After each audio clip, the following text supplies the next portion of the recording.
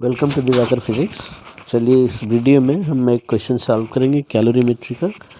ये स्टूडेंट ने भेजा है क्वेश्चन।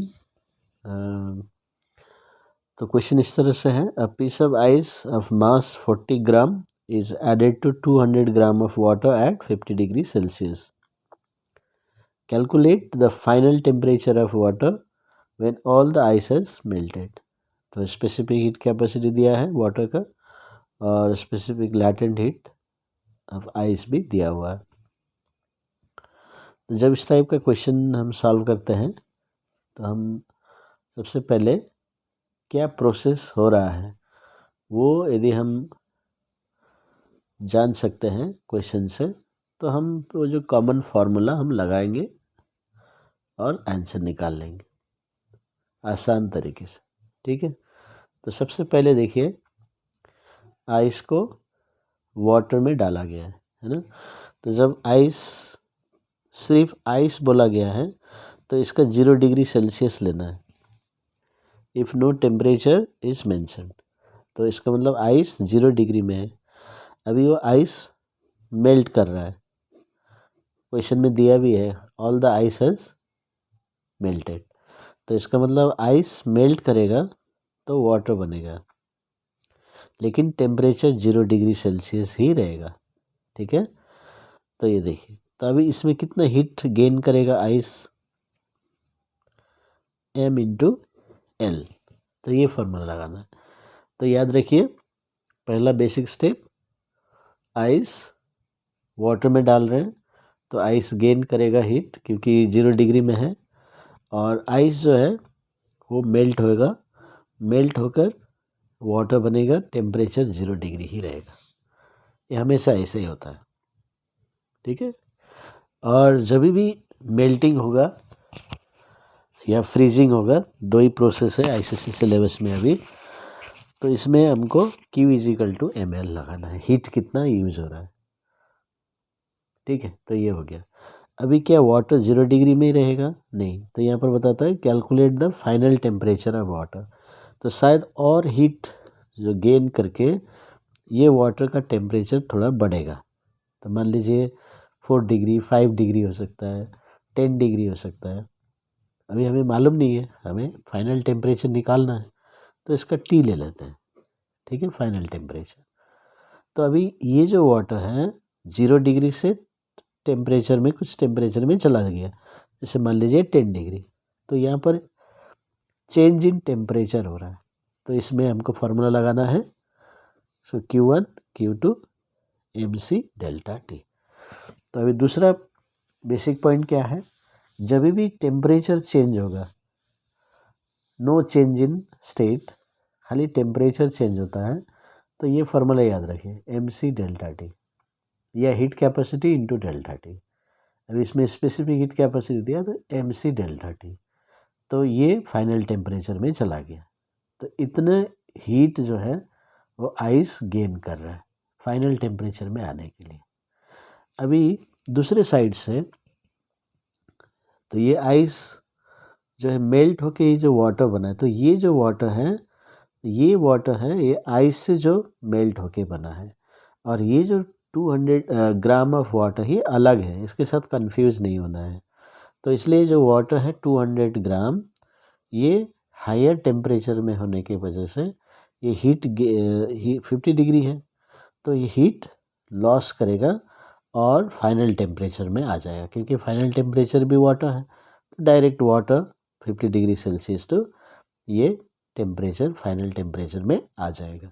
तो अभी देखिए ये जो वाटर है ये 50 डिग्री से वही वाटर इसके साथ मिक्स हो जाएगा, लेकिन टेम्परेचर T में आ रहा है, तो यहाँ पर भी चेंज इन टेम्परेचर खाली हो रहा है, तो वो फ्रीजिंग तक नहीं पहुँचेगा। इसलिए तो इसमें Q3 ये MC डेल्टा T लगाएंगे। अभी ये जो मास है ये जो मास से अलग है, क्योंकि ये मास है आइस का, ये मास है वाटर जो आइस से बना है, इसलिए ये मास अलग है, ये मास अलग है, इस वाटर का मास अलग है। C सेम रहेगा, डेल्टा T भी अलग है, क्योंकि ये देखिए 0 से लेके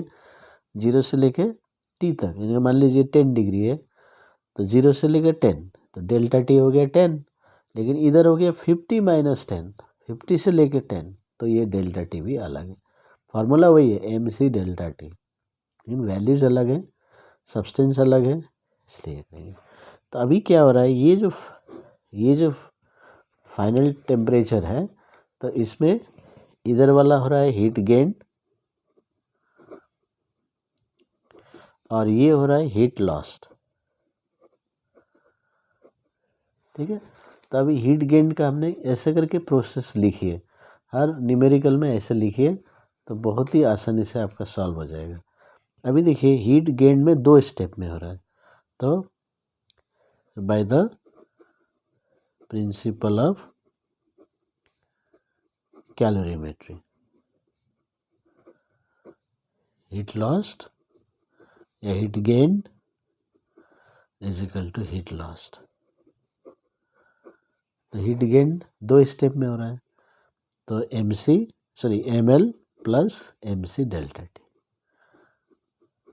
is equal to heat lost M dash C delta T dash. यदि आप चाहे तो अलग से भी निकाल सकते हैं, ice amount of heat gained by ice to melt into water, ये निकाल लीजिए अलग से, फिर अमाउंट ऑफ हीट ऐसे भी निकाल सकते हैं। नहीं तो जब ये प्रोसेस आप लिख लेते हैं तो देखिए पूरा क्लियर हो गया, इधर वाले हीट गेन और इधर वाले हीट लॉस, तो जो प्रोसेस है उसे ऐड करना है, नहीं तो आप अलग अलग से लिख सकते हैं। अभी हम वैल्यू पुट करेंगे, ठीक है। तो मास ऑफ द आइस है, अभी ये मास क्या है, ये मास ऑफ द आइस देखिए 40 ग्राम। अभी एल का जो वैल्यू है वो पर केजी में दिया है। देखिए अभी यहाँ पर थोड़ा सा और एक पॉइंट आपको ख्याल रखना है, ये जो मास दिया है यहाँ पर ग्राम, इधर वैल्यूज दिए पर केजी, ठीक है। तो आपको क्या करना है, केजी में कन्वर्ट करना, तो बड़ा आसान है, ग्राम से केजी में करने के लिए 1000 से डिवाइड कर दीजिए। एल का वैल्यू दिया है, जस्ट लगा दीजिए। Mass of the ice same रहेगा, ठीक है। ये जो वाटर है ना, ये वाटर का मास और ये आइस का मास सेम है, क्योंकि ये वाटर है, पहले मैंने बताया आइस मेल्ट होके बना है, और जो 200 ग्राम वाटर है वो अलग है। तो यहाँ पर ये वाटर है बोल के 200 पुट मत कीजिए।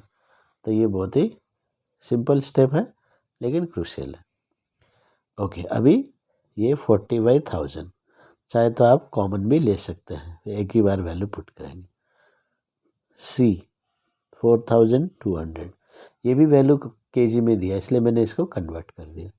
डेल्टा टी, अभी देखिए डेल्टा टी बहुत सारे टेम्परेचर आपके पास, 50 है, फाइनल है, 0 है, तो कहाँ से डेल्टा टी निकालना, आपको डेल्टा टी कौन सा निकालना, कौन से स्टेप वाला आप निकालना है। ये देखिए 0 से टी, तो ये कुछ जैसे एग्जांपल ले लीजिए 10 हो सकता है, तो 0 से लेके 10 क्या हुआ, 10 माइनस 0, तो यहाँ पर टी है तो टी माइनस 0, तो डेल्टा टी हो गया टी माइनस। जो सब्सटेंस जिस स्टेप में टेम्परेचर चेंज हो रहा है वही लिखिए, और दूसरे टेम्परेचर से कंफ्यूज मत होइए।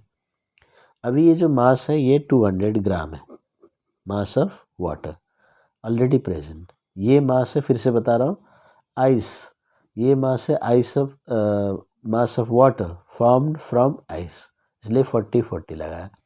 ये वाटर है बोल के यहाँ 200 मत लगाना। ओके, सी सेम रहेगा, और डेल्टा टी, अभी देखिए मजे की बात, डेल्टा टी क्या है, अभी ये वाटर इसका हम निकाल रहे हैं ना, तो ये पहले 50 था, बाद में टी हो गया।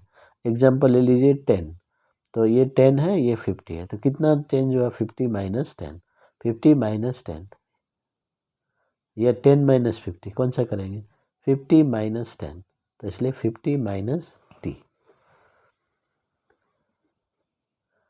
तो कभी टी माइनस भी करना पड़ता है, टी पहले लिखना पड़ता है, तो जो बड़ा है वो पहले लिखिएगा, ठीक है। तो यहाँ 50 बड़ा है क्योंकि वो हीट लॉस कर रहा है, कम टेम्परेचर में आएगा, तो थोड़ा सा दिमाग लगाइए। चलिए अभी हमारा सेटअप हो गया, और बोर्ड एग्ज़ाम में आपको यहाँ पर 1 मार्क्स मिल जाएगा, यहाँ पर 1 मार्क्स मिल जाएगा, ठीक है। हीट लॉस्ट वाले में 1 मार्क्स मिलता है, हीट गेंड वाले में 1 मार्क्स। तो ऐसे सिर्फ फार्मूला ठीक से लगा के वैल्यूज़ पुट कर दीजिए, आपको मार्क्स वहाँ पर मिल जाएंगे और बाकी मार्क्स सॉल्व करने से और आंसर निकालने से मिलेगा। तो चलिए अभी फिजिक्स ख़त्म हुई है, अभी मैथ सम करते हैं। ये 3 जीरो कट जाएंगे, तभी मल्टीप्लाई करना है। तो 6 ये जीरो हो गया, तो 6 4 24, 3 4 12 14, 3 4 12 13, ये हो गया। प्लस यहाँ भी कैंसिल हो जाएगा, 2 जीरो, ये हो गया। सो 2 into 4 8, 4 into 4 16, T minus 0 T हो गया। फिर यहाँ भी कैंसिल कीजिए, 3 जीरो इधर, 2 1 यहाँ पर। सो 0 2 4 4 2 8, 50 माइनस टी। तो ये हो गया, देखिए सिंप्लीफाई। अभी फिजिक्स के बारे में सोचना ही नहीं, क्लास 6 का इक्वेशन मैथ्स का। इधर ब्रैकेट ओपन कर देते हैं, 840 इंटू 50 माइनस 840 इंटू टी। तो कभी कभी 840 इंटू 50 कर लेते हैं, फिर माइनस टी लिख देते हैं बच्चे, तो इसलिए मिस्टेक हो जाता है। तो दोनों के साथ इंटू करना। अभी 168 टी प्लस 840 टी। देखिए मैंने टी और टी कलेक्ट कर लिया, इधर लेके आया। आपको मालूम है इक्वेशन कैसे सॉल्व करते हैं। इसको इंटू करते हैं, तो 0 0 420 42, और ये इधर प्लस में ना, तो इधर माइनस कर दीजिए। तो टी 8001 इज इक्वल टू, इसको माइनस करने से 0 6 9 4 5 और 11 में 3 माइनस करने से 8, 4 3 में से 1 माइनस से 2, तो आ गया। तो t इज इक्वल टू 285605008। तो इसको डिवाइड करने से आ जा रहा है 28.333।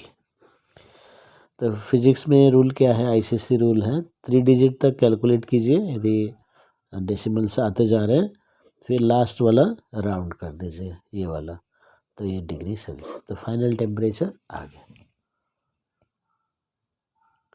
Thank you.